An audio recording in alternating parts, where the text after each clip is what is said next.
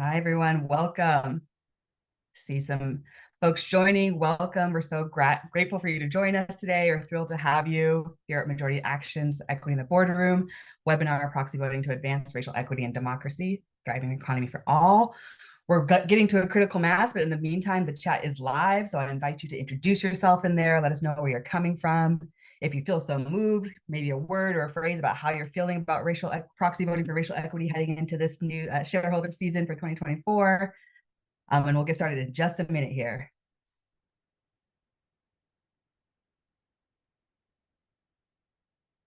All right.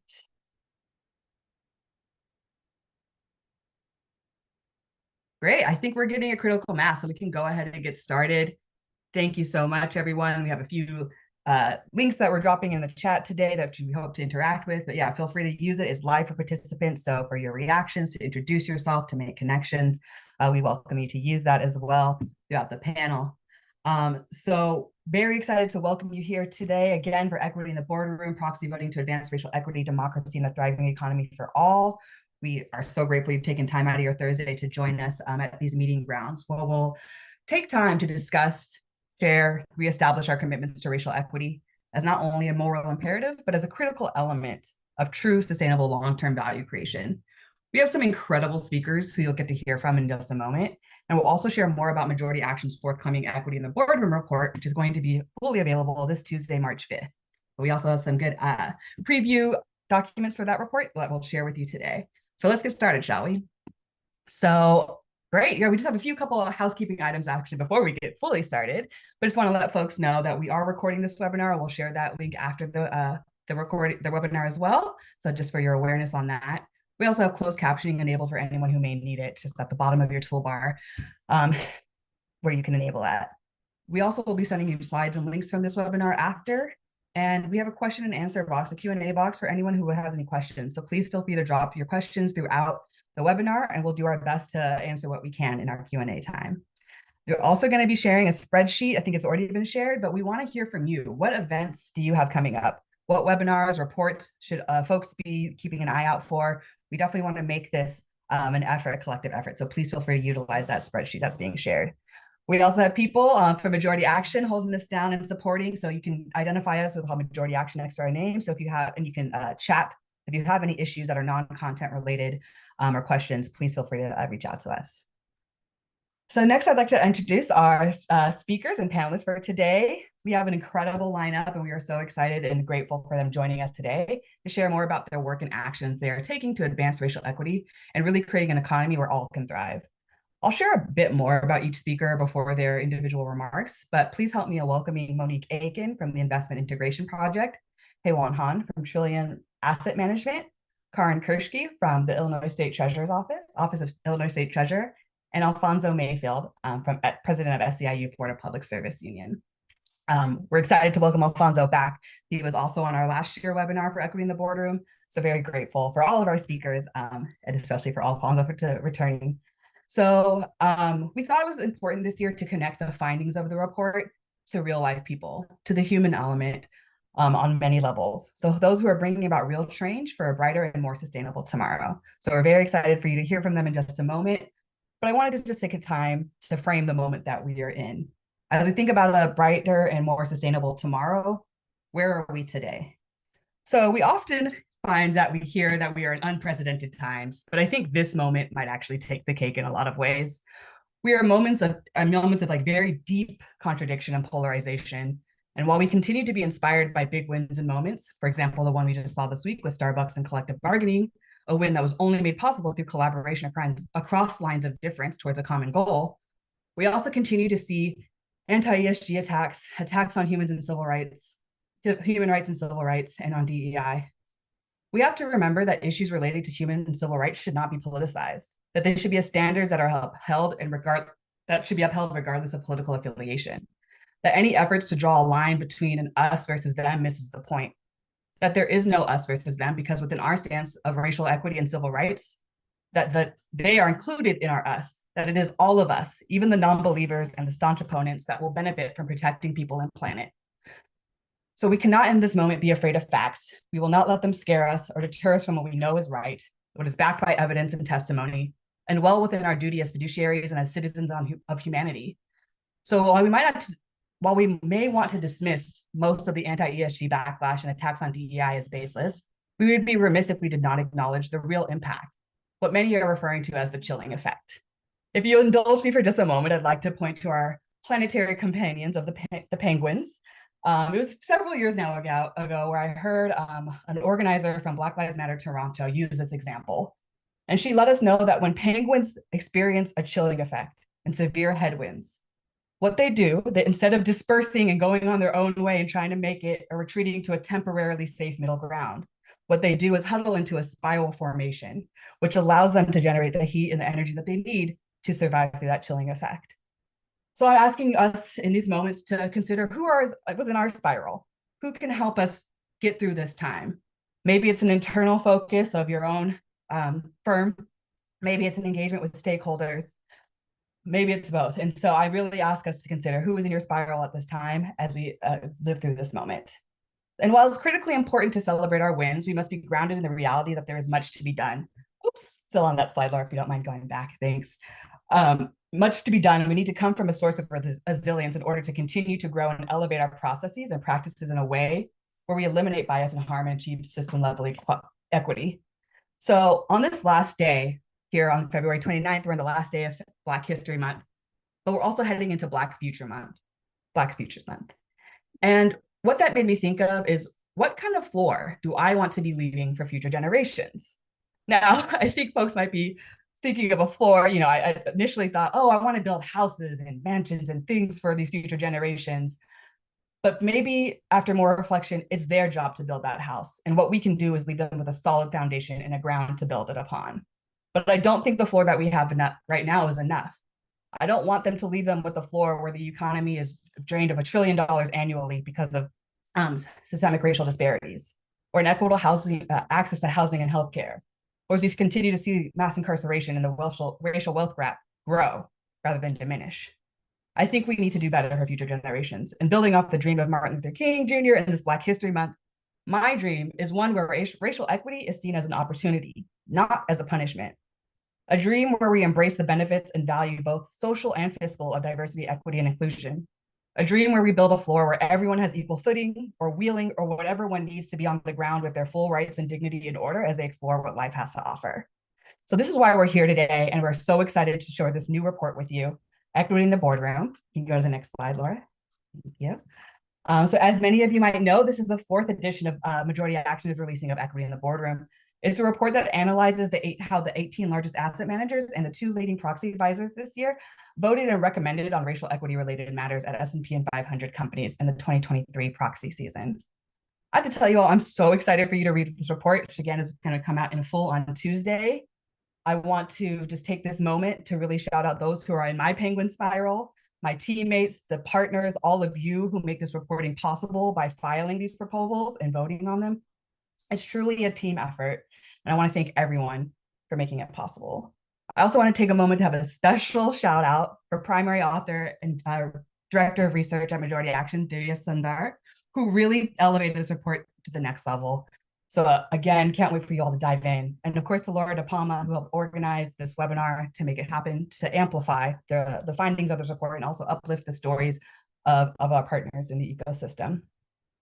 We hope this report is a resource for you. We want to hear your feedback on it. We hope you take it into your engagements and you can draft talking points from it. We're sharing data and information to inform decisions that investors need to make. This year, we're also excited that Equity in the Boardroom will be a package that will have a Hill briefing for policymakers, as well as a poll out on what makes a racial equity audit. I would like to just share our key findings right now, and we'll also have Jason dropping in the executive summary. So here you'll have a summary of our key findings. So the scope of this year's report looked at shareholder proposals and votes related to racial equity. You'll see the scope at the top. We looked at racial equity audit proposals, director accountability of all white boards, political spending, lobbying and disclosure proposals, political congruency proposals, and freedom of association proposals. We're not saying this is an exhaustive list of all proposals that have racial equity impacts, so we encourage folks to really bring a racial equity lens to their proxy voting, but these are some of the central areas that which you know there is immense impact, racial equity impact. So as you see on this slide, we see the big four, BlackRock, Vanguard, Fidelity, and State Street, ranked at or near the bottom of all 5 racial equity-related proposal voting categories. And so this is one of our key findings. But we also see leaders such as Amundi, Elgin, Northern Trust, and Morgan Stanley lead the pack here. Next slide, please. These are a list of the key findings. I'm going to share charts very quickly on these next slides, which again will be in the full report, and we invite you to dig in when you receive it. Overall, the kind of snapshot here is this continues to see more progress is needed. As Renee Manley, board member of Majority Action, puts it, corporations and asset managers with help from extremist political leaders are exploiting the workers, investors, and voters they claim to represent, imperiling our economy and democracy. Next slide, please. So what we see here is that 14 out of the 18 asset managers supported a smaller percentage of racial equity audit proposals in 2023 than 2022. Majority Action continues to understand the critical importance of taking on high quality racial equity and civil rights auditing processes as a standard business practice. It's its first steps towards advancing racial equity and assessing the risks associated with racial inequity and uncovering business opportunities dealing with that. Next slide, please. Asset managers also last season set a low bar for racial and ethnic board representation and did not hold boards accountable for board diversity failures. In this graphic, you'll see that, we saw at least 3 companies that ran all-white boards last season and were rubber stamped by some leading asset managers. So we know that board diversity becomes important in terms of helping to address barriers to promotion and advancement facing people of color, but it also results in better company performance and corporate governance. So we continue to see those critical areas as well. Next slide, please. In addition to that, we're looking at political spending and lobbying disclosure proposals. So despite the fact that 98% of S&P 500 companies do not disclose how much they spend on a state level lobbying level, the Big Four oppose almost all disclosure proposals.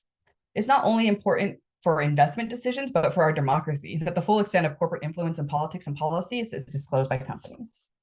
Next slide, please. In this same vein, we saw asset manager support for political congruency proposals decline significantly in 2023. These proposals are the ones that call on companies to identify and explain any misalignments between their political spending and lobbying activities, and on their stated corporate values and commitments. We also think this is critically important information that investors need to be able to consider. And our last slide here is on freedom of association. And this year in particular, we're very excited to see this growth of the labor resurgence. But we saw asset managers diverge sharply from both proxy advisors, here on this category on freedom of association and collective bargaining. We know that freedom of association and collective bargaining play a critical role in the movement for racial equity, and that labor unions help to reduce centuries of entrenched racial disparities in wages, healthcare access, and economic security. So that is a snapshot of what's in this year's report. Again, we are so grateful for all the work that went into it and so excited for you to get eyes on it this coming Tuesday. But that's enough for me. And I want to kick it to our speakers who we really wanted to help bring the stories and the data and the report to life. So without further ado, I'd like to bring up Monique Aiken to the screen. Okay, Monique, right. So let me just do a quick bio intro for Monique and I'll hand it off. So Monique Aiken is Managing Director of the Investment Integration Project. She's also co-founder of Make Justice Normal, a growing collective seeking to open space for people working to move capital towards justice and host their podcast that's Into the Record. Check that out. She's co-founder of the Restarter Fund, an economic and climate justice initiative aiming to be small business lifeline in these unique times. Monique serves on the boards of Responsible Alpha and the Institute for Nonprofit Practice. Also a member of the steering committee for the Intentional Endowments Network and the investment committee for the NYU Impact Investment Fund and advisory board for the Global Bio Fund, focused on gender, smart biotech, and wellness. Monique is proud Toygo's SEO and Inroads alum and holds an MBA from NYU Stern School of Business and a Bachelor of Science in Foreign Service from Georgetown University. And her first children's book was published in January. So please help me in welcoming Monique, who's going to break us down for systemic risk and racial inequity. Thanks so much, Monique. Thanks for having me. I'm delighted to be here, and you can skip to the next slide. So in order to answer the question, can systems thinking guide investors in supporting the advancement of racial equity, democracy, and a thriving economy for all? And spoiler alert, the answer is yes. I'm going to focus on 3 key points in our brief time together. Number 1, systems are important. They're really important. Number 2, systemic risks are material to both our present and our collective future. And number 3, investors wield outsized power to make change happen, given the feedback loops between financial markets, social, and environmental systems.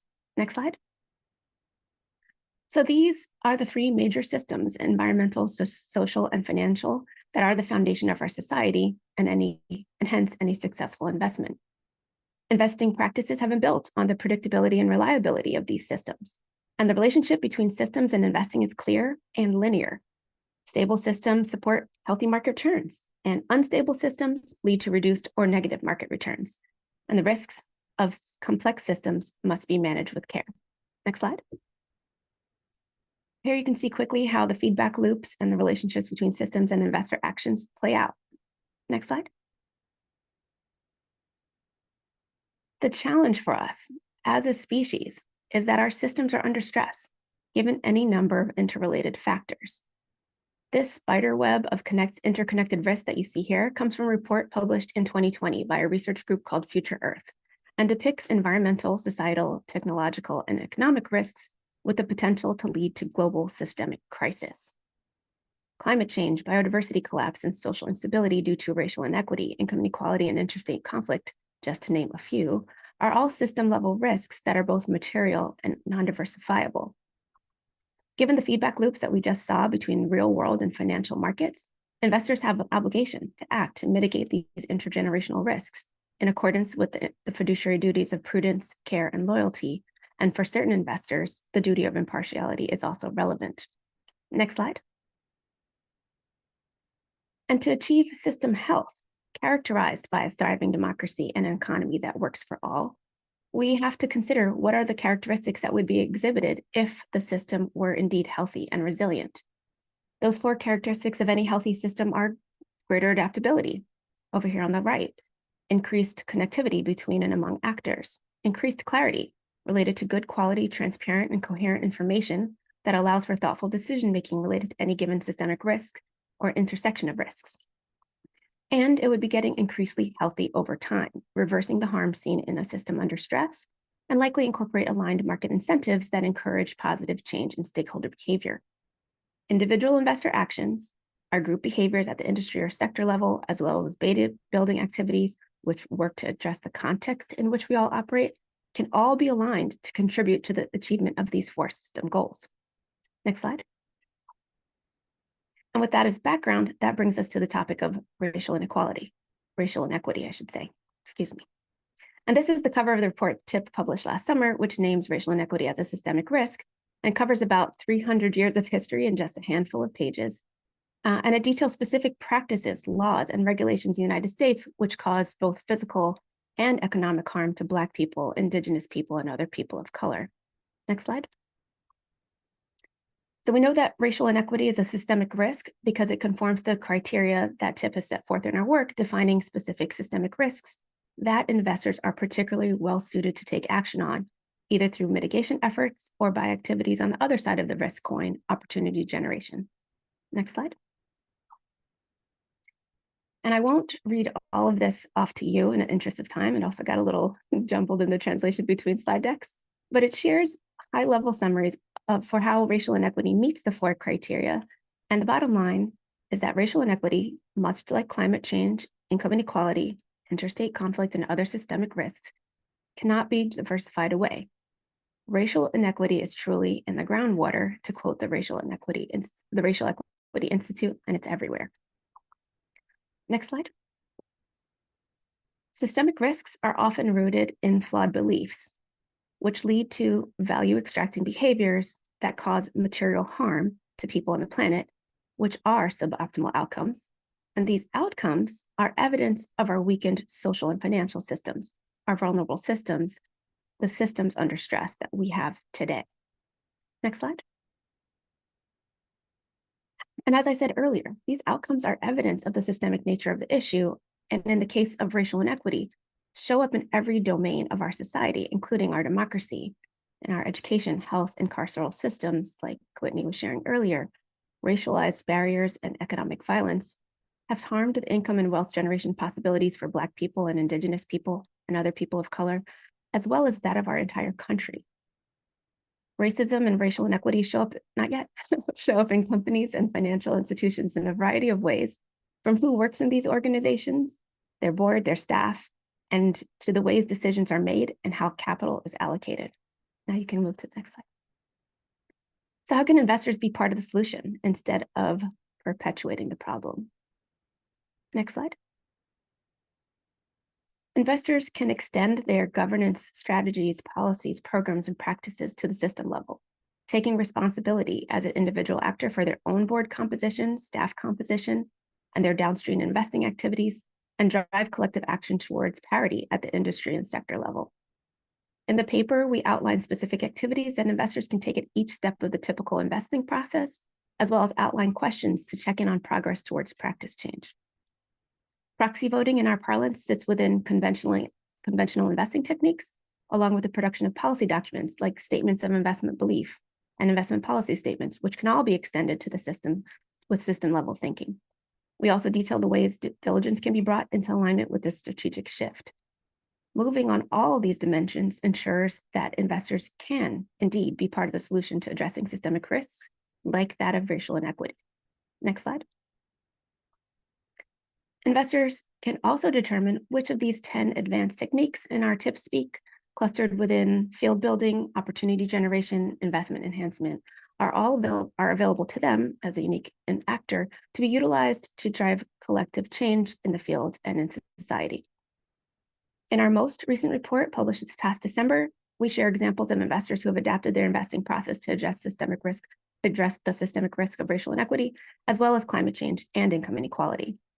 We also discuss how each asset class can be uniquely utilized to deliver on shared racial equity goals. And the other panelists you'll hear from in this webinar today are leaders in this work and will bring the issue to life even further by sharing more details about their institution's efforts.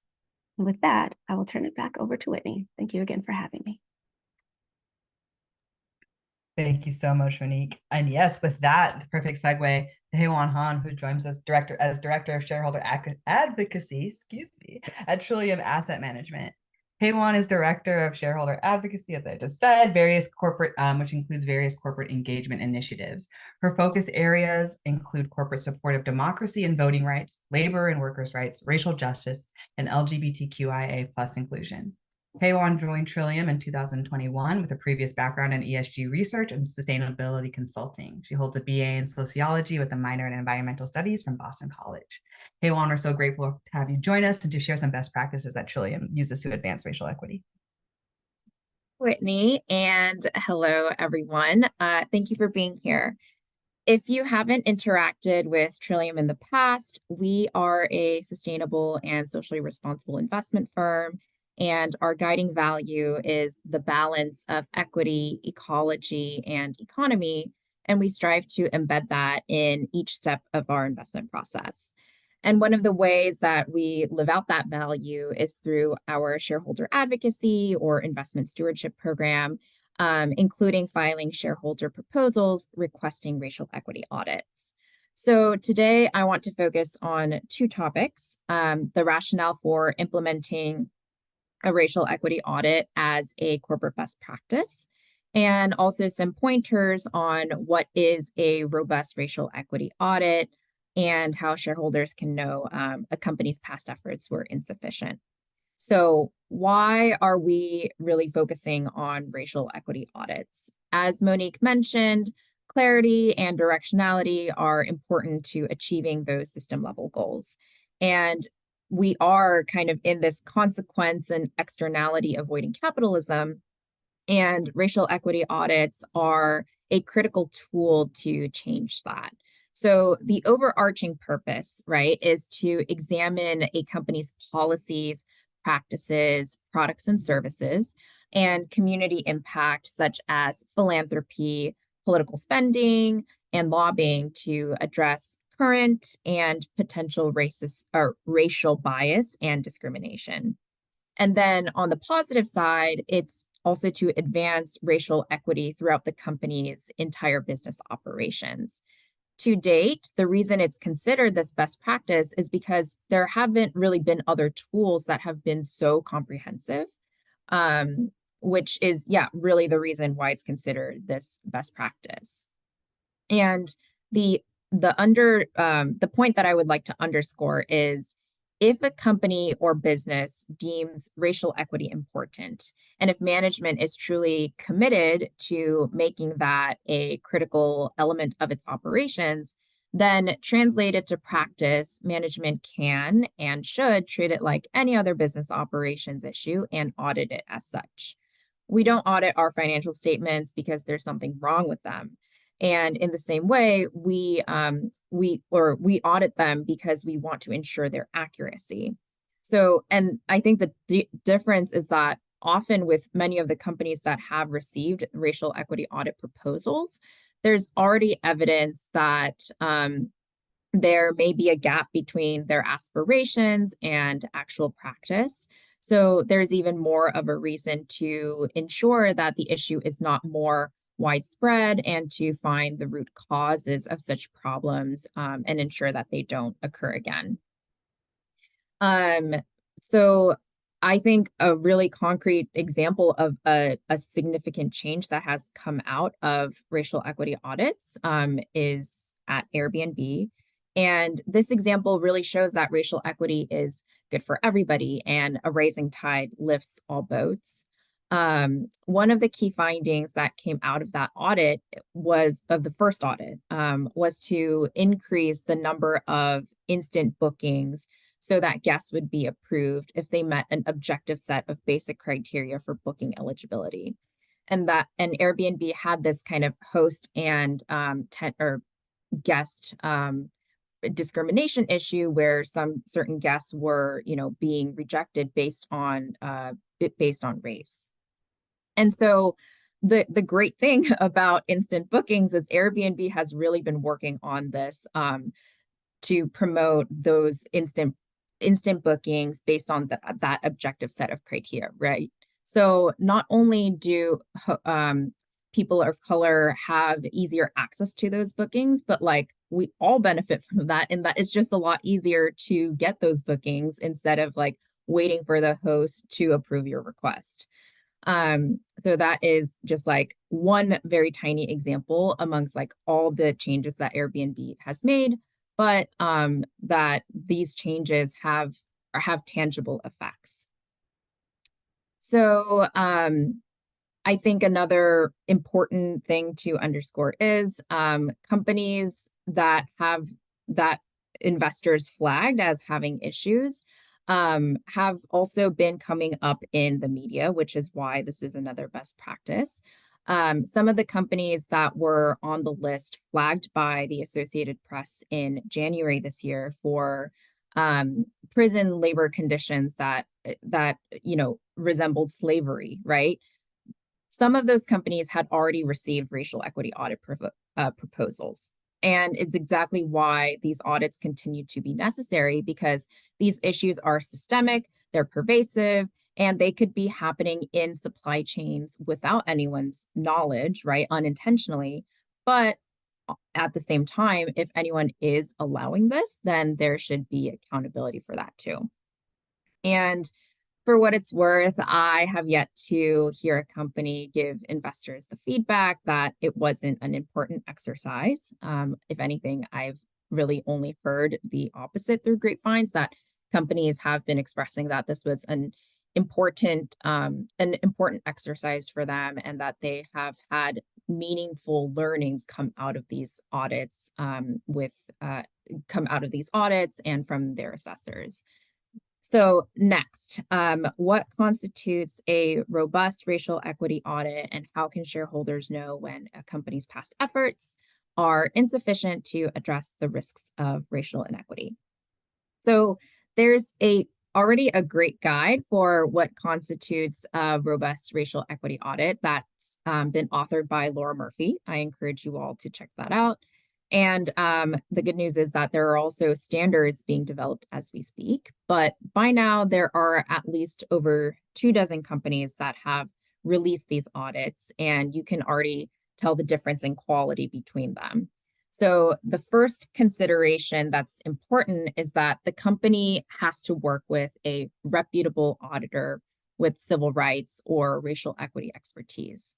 There are certain companies that have conducted audits or internal reviews or with a financial auditor or management consultant, believing that that is a good choice. And I am here to emphatically say no.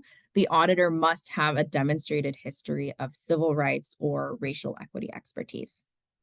Second, a robust racial equity audit needs to have a properly defined scope.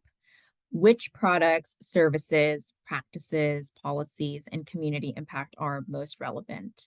If a company has seen, multiple racial discrimination cases in employment, then focus efforts there.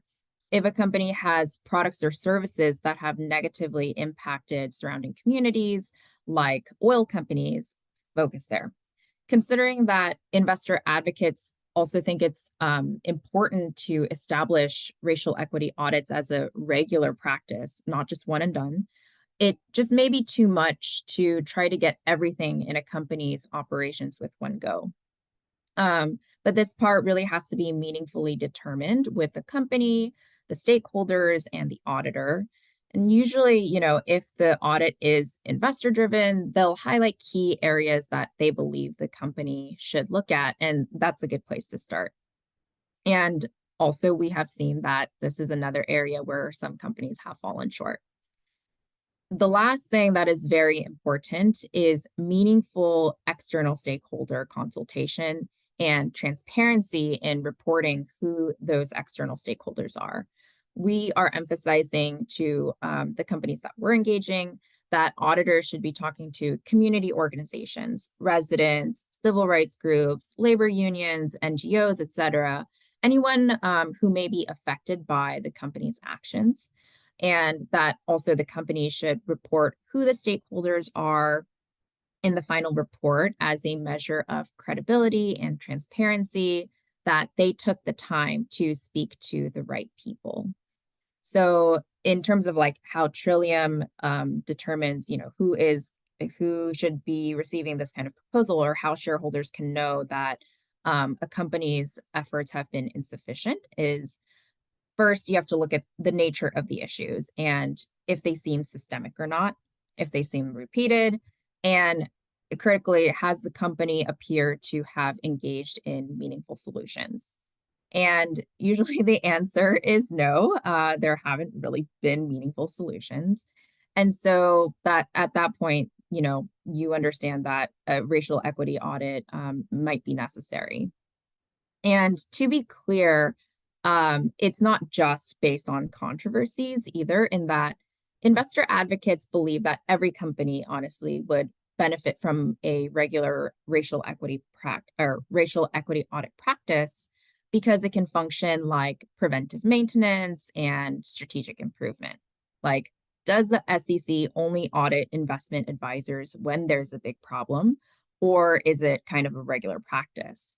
In some ways, perhaps because we're actually conducting the audits later than when we should, because the companies receiving these proposals have often already allegedly had issues. So we are emphasizing that this is a measure of good governance as well, being holistically looking at issues and trying to be preventive before the crisis occurs, because when the crisis occurs, that's also not the best time you just have to expend so many resources into cleaning up the problem, the PR around the problem, et cetera, et cetera. So to nip the problem like in the bud before it even erupts. So to wrap up my segment, racial equity audits are considered a best practice because they offer a rigorous review of potential disparate impacts and offer concrete solutions for solving them. And a robust audit must include a variety of things, but 3 very important things to consider are a credible auditor, a properly defined scope, and external stakeholder consultations. And with that, I will turn it back over to you, Whitney. Thank you so much, Avon. I'm really appreciating these comments. A lot of great things to take away here. Great. Next, I would just love to, introduce Karin Kirschke, who joins us today. Excuse me, let me grab my window. Karin Kirschke is Deputy Director of Corporate Governance and Sustainable Investment for the Illinois State Treasurer. As Deputy Director, Ms. Kirschke is responsible for corporate engagement, proxy voting, and policy advocacy. Also assists in the due diligence and review of external investment managers. Prior to joining the Illinois State Treasurer's Office in 2023, Karen worked as a senior policy analyst at the UN Principles for Responsible Investment. She holds a Master of Arts in International Relations from the University of Chicago and a BA in Political Science and Art History from Lawrence University. Welcome, Karen. We're grateful to have you. Thanks, Whitney. Thank you. And really, thank you for having me here today and convening this really important conversation on racial equity. Like you said, my name is Karen Kerschke. I work for the Illinois Treasurer's Office. And just like Majority Action, we really believe that asset owners like ourselves have an important role to play when it comes to mitigating the material risks that stem from racial inequity to our investment portfolios, and also a critical role in reducing inequities. Last year, we supported 100% of racial equity proposals at companies for which we have holdings, because we believe racial equity audits can serve as an important risk mitigation tool. And we evaluate racial equity audit proposals on a case-by-case basis, together with our corporate governance consultant, to determine financial materiality. And like I said, last year, that was for 100% of the proposals that we saw. But this is really only a small piece of the work that our office is doing on DE&I and on racial equity. So today, I want to spend some time to really highlight the additional work that our office does when it comes to asset manager due diligence, proxy voting, engagement, and also working with minority-owned firms. So on the asset manager due diligence side, we have a DE&I survey that we send out to each of our asset managers and consultants every year. The survey includes questions about our managers' diversity demographics, MWVD broker utilization, and proxy voting practices. And this really allows us to, for example, evaluate whether managers vote against directors of boards that lack diversity, and this is a big focus for us. We take these results from the survey to our due diligence meetings and discuss them in conversations with managers. So this is kind of what we're doing on the asset manager due diligence side. Then, like I mentioned, we also do a lot of work with minority-owned firms. So at the Treasurer's Office, we believe that it is important to use our own capital and influence to help ensure that the financial industry is inclusive. And that's why on a monthly basis, we track and report our investment activity and also our engagement with minority, women, veteran, and disabled-owned firms. And we report this to our investment committee. So everyone in the organization is aware, we can spot trends. And this really allows us to track our progress and also to hold ourselves accountable when it comes to working with minority-owned firms. And then maybe more related to my role, in addition to all of this, we engage companies on diversity topics through our direct equity investment holdings. For example, I lead together with Siegel Marco the Midwest Investors Diversity Initiative. It's called MIDI. And through MIDI, we engage Midwest-based companies that lack board diversity. And excitedly, since the group was founded, we've engaged 78 companies who I think have appointed about 114 diverse directors. And then last year, we also added a asset manager subgroup to the MIDI organization. And this is a group of asset owners. We engage managers on their DI practices and proxy voting. I think this has been really a helpful and good addition to the MIDI group. And then lastly, I wanted to touch a little bit more on the proxy voting side. So this year, we are revising our proxy voting policy to increase our expectations for diverse boards. So we will start voting against the nominating committee members of boards where the company falls below a 30% threshold for gender diversity, or when boards do not have any racially or ethnically diverse members. And this is a topic, like I said, that we frequently discuss with managers, and we will continue to raise this issue with them in 2024. So it will be part of our due diligence and our monitoring of managers. And that's kind of an overview of the 4 areas where we at the office really focus on racial equity and DE&I. All right, back to you, Whitney. Thanks so much, Karen. It's great to hear from all of you. And last but certainly not least, I would like to hand it off to Alfonso Mayfield, who is president of SEIU Florida Public Services Union, to let us know a little bit more about his role and how it connects to racial equity in the investor ecosystem. Alfonso was born in Mississippi to a working class home and inspired by the principles of his mother. President Mayfield has become a labor leader committed to developing a new vision for unionism that combines a commitment of power in the workplace with broader demands for economic, racial, and social justice for all. Mayfield was appointed as interim president of FPSU in 2009 and formally elected in 2010. Under his leadership, SEIU, FPSU's membership has grown, as well as a number of bargaining contracts that have improved benefits, wages, and workplace protections, even in austere economic times. This includes working to develop and establish progressive policies such as participatory budgeting programs, community benefit agreements, community schools, and will continue to actively support numerous groups focused on progressive activism in politics and communities of colors. There's a lot more we could say here. He's also the current executive board member of SEIU International that represents over 2 million members in the US, Canada, and Puerto Rico, as well as secretary treasurer for the SEIU Florida State Council, also serving on SEIU's Racial Justice Center. He's committed to shaping the future of the labor movement and improving the lives of working families. Alfonso, so great to have you. I will kick it off to you. Thank you, Whitney. I'm going to be talking about the current state of play in regards to racial justice, racial and economic justice, and democracy.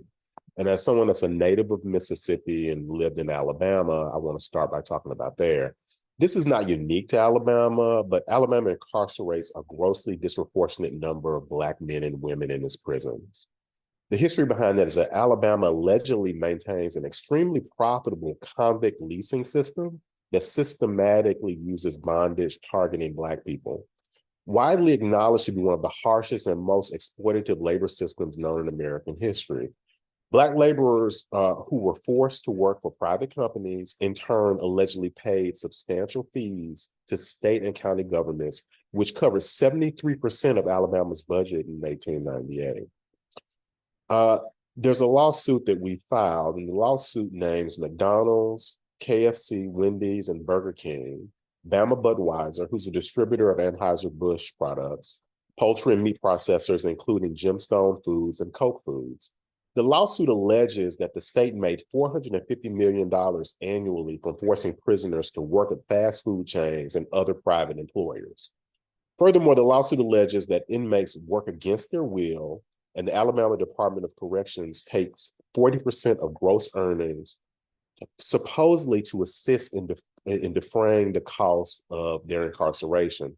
At the same time, the Alabama Department of Corrections allegedly takes, plaintiffs allege that refusing to work usually results in punishment, including solitary confinement, food deprivation, physical punishment, and a loss of good time credits that can reduce a person's time in prison. At least one former inmate who's a plaintiff in this lawsuit alleges that she was sexually harassed.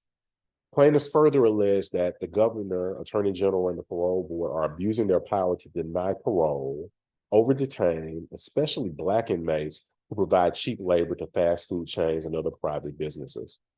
Secondly, as it relates to that, are Alabama's congressional lines. There's a three-panel judges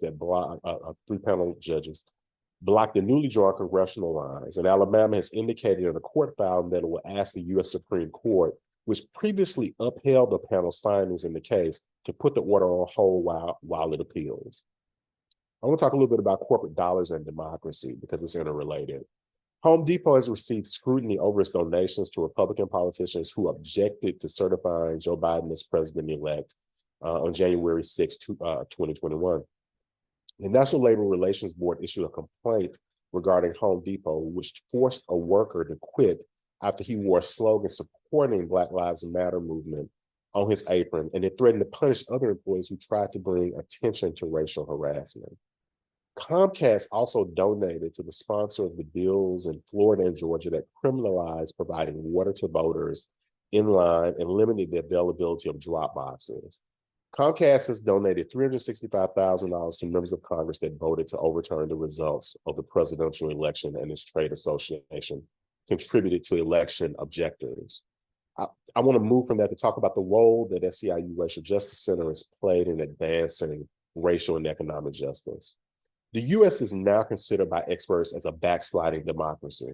A backsliding democracy is a nation that is part of a global trend of countries moving away from democracy and toward authoritarianism. This includes attacks on voting rights, considerable efforts to silence dissent and protest government action, and the rise of authoritarian figures, specifically the governor of Florida and others. Authoritarianism is not new to our nation.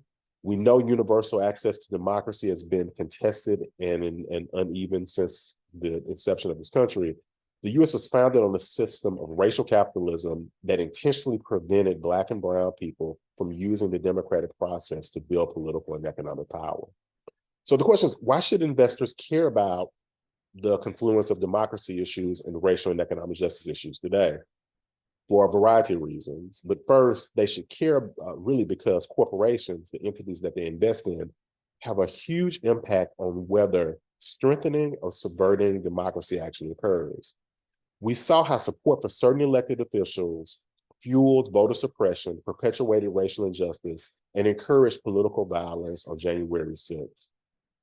SEIU is concerned about this issue because we represent over 1 million public sector employees who are invested in public pension systems that are invested in corporations.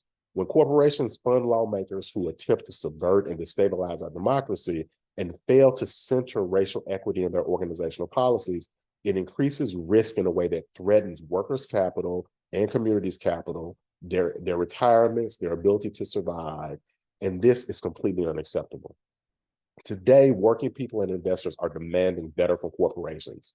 There's increasing investor energy around political spending transparency and racial equity audits to ensure that retirement dollars are not jeopardized by the actions of corporations. The history of this is that after the murder of George Floyd, there were a lot of companies that expressed support for the movement of for Black lives. SEIU wanted to engage these companies to gain a better understanding of companies' work toward racial and economic justice. Community organizations had successfully asked for racial equity audits at Facebook, Airbnb, and Starbucks. The SEIU Capital Stewardship Program set out to use this model and adapt it to the shareholder space. The proposal asked for the company to retain a third-party firm to conduct an assessment audit of the company's business practices, products, and services on communities of color. This includes internal and external stakeholders. Once the racial equity audit is completed, the company will make a full report public and publish it on their website. Since the first racial equity audit resolutions were filed, the SEIU Master Trust was able to secure commitments or receive a majority support from investors for companies to conduct racial equity audits at BlackRock, Core Civic, State Street, Wells Fargo, Goldman Sachs, Apple, Maximus, Home Depot, Pfizer, KeyCorp, TransUnion, Southern Company, and Invesco. The racial equity audits are an opportunity for investors and other stakeholders to engage the companies and their reports are public to hold them accountable for the commitments they made during the uprisings in 2020. So there's a key question here about how else can investors aid in the work. Investors should continue to communicate to advisory firms that that these are important resolutions and they should be supportive. Investors should also consider reaching out to Vanguard, State Street, BlackRock, and Fidelity to encourage them to vote the shares that they manage on investors' behalf in support of REIs, especially since BlackRock and State Street have conducted their own REAs. And handing it back to you, Whitney. Thanks so much, Alfonso. Great. Well, thank you to all of our panelists. We're running on about 10 minutes. I just want to kind of take this moment instead of kind of maybe diving into questions for the individuals, but to bring us back all on screen. And I just want to kind of kick a more general question to all of our panelists, kind of in your closing your remarks and your final thoughts that you would want to offer to this audience. I think particularly within this theme as racial equity as an opportunity, not as a punishment, we've seen questions in the chat that are also, asking us about where is the value add in embracing racial equity in this particular moment? What is advice and encouragement that we can offer to responsible investors and citizens of humanity who continue to want to advance racial equity? And taking this as an opportunity, I think particularly kind of coming off of Alfonso's comments, we see this resurgence of labor. We would love to hear from you all too. What does that mean? And what does it mean to take this again as an opportunity as opposed to spending resources on blocking and not supporting workers' rights? I'm just going to kick it to you all. Alfonso, I don't know if you want to kick it off and then we can go to the others. Yeah, that'd be great. I think there's a tremendous opportunity on two fronts, both from a standpoint of equity, but from equity in the economy overall and equity in democracy. The idea that over the course of the last 40 years that we can reduce our way to growth and everyone be advantaged and grow the overall economy has proven with the point that we're in, where there's more wealth in this country than there's ever been, but people feel squeezed and the middle class feels squeezed anymore. More participation in unions, more union contracts, more equity, gives more spending power to workers and the communities. Most people don't realize workers spend 80% of their dollars within 30 miles of where they live. It drives local economies, which helps to grow businesses, which helps to create more wealth. Being more inclusive in that dynamic is better for this country, it's better for corporate profits, it's better for workers. Thank you, Alfonso. Monique, what about you? Sorry. I was just going to say, in some of our work that we've done, we have surface research that says that just closing the Black and white wealth gap alone would grow the economy $8 trillion by 2020. And if we were to add other ethnic groups to that number, you could see that there'd be even more substantial gains. So this implies that the cost of racial inequity is literally astronomical of what has happened these last couple hundred years of this country since its formation. How much bigger could the pie have been, to use Heather Mickey's language, if we had had the full economic participation of Black people, Indigenous people, and other people of color all along? It would literally be like an annuity to all of us, this entire country, and each one of us would be able to have, a better quality of life. We would have all kinds of things that relate to people's ability to take care of themselves better, take care of each other, and likely less extraction in all kinds of ways to our climate problem. Because climate and this extraction of people are interrelated. And so we would be on a completely different trajectory as a country and as a world, as the United States is such an economic leader and ours is the largest economy. So there's so many what ifs, but if the only thing that drives people is potential personal gain and how the enlightened self-interest might serve you, then that is one way. But also there's this, the dehumanization of others should just be simply unacceptable in a modern society. Thank you, Monique. Karen. Yeah, I would just say from my perspective and working for an asset owner, I think what's been incredibly valuable to us is when we get to talk to other stakeholders. So for example, we work with SEIU and have a really good partnership where they're much closer to the workers on the ground, and we can learn a lot from them. They're able to share with us issues that they might see at a company. So I would encourage everyone to sort of broaden the groups that you speak with and broaden the stakeholders that you consider. I think there's a lot of value to that. And then something that I've personally taken on is there's so many issues and so many problems that we're confronted with every day, right? But finding little things that you can do in your own position that can make a difference. So for example, as changing our proxy voting policy, that's something I started in this job about a year ago. I started having conversations about that throughout the year, and ultimately leading to us changing our policy. So you don't have to see all the things you could possibly do and try to do them all at the same time, but finding little ways that you in the position that you're in can make a difference, I think can be a lot less daunting, if that makes sense. So that's something that I've personally kind of taken on and found comfort in. Absolutely, Karen, that resonates deeply.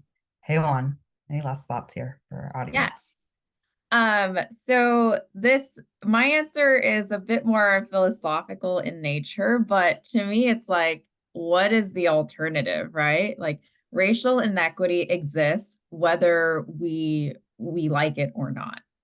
And so I think folks have kind of made up their minds of like which side of history they're going to be on. But for those of us who are like firmly committed to a better world, a better future, it's like day in, day out, like that kind of pushback and that kind of the naysayers will exist regardless. And we can't just like fall back because there's pushback, right? Like when Rosa Parks was sitting on that bus, did she refused. She refused to give up. Like she didn't say, oh no, now that they're like against me, like I won't be protesting like this anymore. And so I feel like there's a lot that we can draw from historical movements. Also knowing that like when we care about the collective, there's something in it for all of us, right? Like when the 40-hour work week was established, that benefited all of us. In the same way, I repeat, a rising tide lifts all boats. If we move closer to racial equity, we get to live in a more stable society. And so for me, the values always guide like the kind of work that I'm going to be engaged in. But on top of that, I think as sitting on the investor side, we just see, companies with meaningful corporate improvements over time being more stable. They're more high quality. And that shows in research time and time again that these are the best in class companies to be investing in.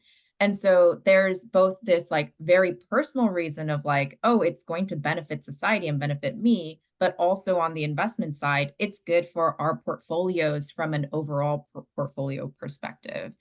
And lastly, like I agree, I understand that there is this chilling effect, but I also think that we can be incredibly strategic if we assess the tools, the resources, and the networks to us. There's always something that we can do, and I favor any kind of progress in the right direction over nothing at all. What is it that you can do, right? Like, can you join forces with other investors or like-minded people inside your own organization? How can you grow the pie of like the people who are willing to stand with you? We are incredibly social creatures, and sometimes it's just that like it just psychologically feels safer to do something when you're not the only one. The nature of progress is that ideas seem far-fetched and crazy and impossible until they come to life, right? Until women secured the right to vote, it was crazy and unrealistic. Until slavery was abolished, it was crazy and unrealistic. But one day, with enough pressure and enough levers pulled, like we have these meaningful, significant changes that lead to better outcomes for all of society. Thank you, Heywan. Thank you all. Thank you for your comments. I absolutely, yes, deeply resonate. And I think it's a great call to action. I think as we think about our past and how it informs us, and it reminds me, it resonates. We also, the origins of the freedom of association are also finding itself in civil rights in the terms of the backlash from Brown v. Board, in the case in NAACP versus Alabama. So I think we have constant reminders when we're looking back to our past of how really centering these things really makes us, it is all of us, not us versus them. So thank you all again for your comments. With that, I want to leave us with what we have for our call to action for our participants. We'll definitely be sharing out the contact information for our speakers on the slides and all these things. We want to shoot up a poll for now for audience members, for those of you who have joined us today. We want to see what you're heading up into to Proxy season and how you're going to be centering racial equity and advancing racial equity.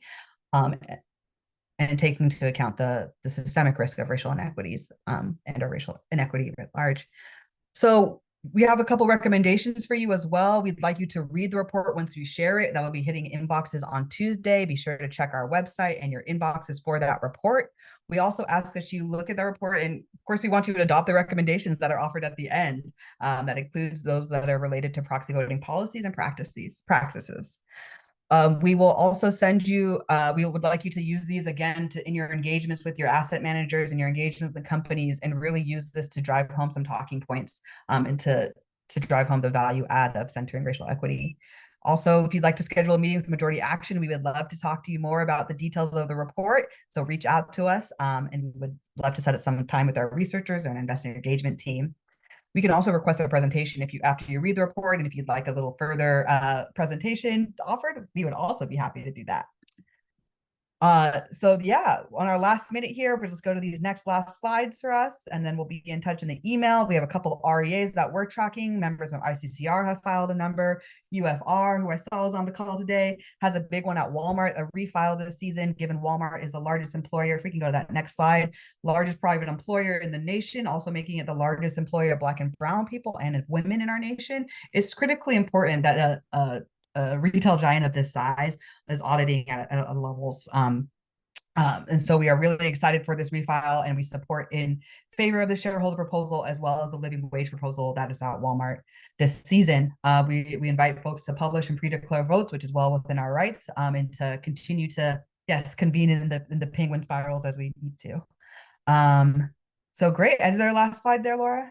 As we're at time? Great. We have some upcoming events.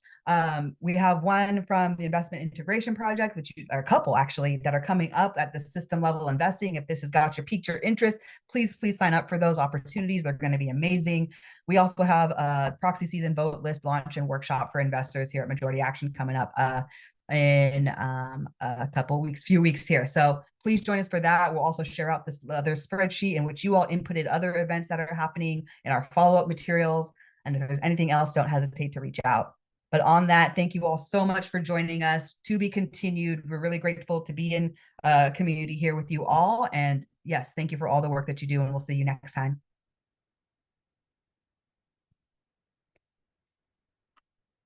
Thank you.